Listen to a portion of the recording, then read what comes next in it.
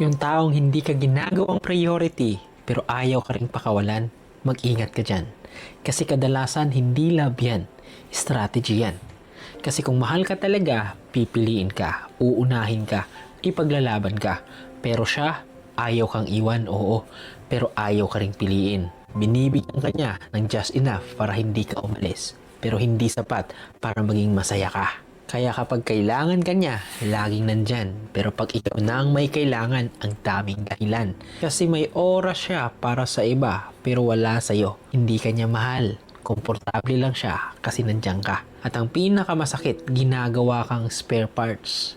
Hindi man main road, pahinga lang, backup, option, hindi priority. Kaya tandaan mo to, hindi ka sinusuyo, tinatali ka lang.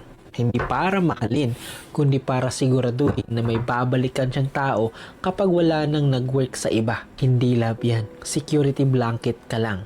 Kaya kung may taong hindi ka kayang piliin, pero ayaw ka ring paliyain, ikaw na ang magdesisyon. Kasi tandaan mo, ang taong hindi ka priority, hindi ka mawawala sa kanya. Pero ikaw ang unti-unting mawawala sa sarili mo.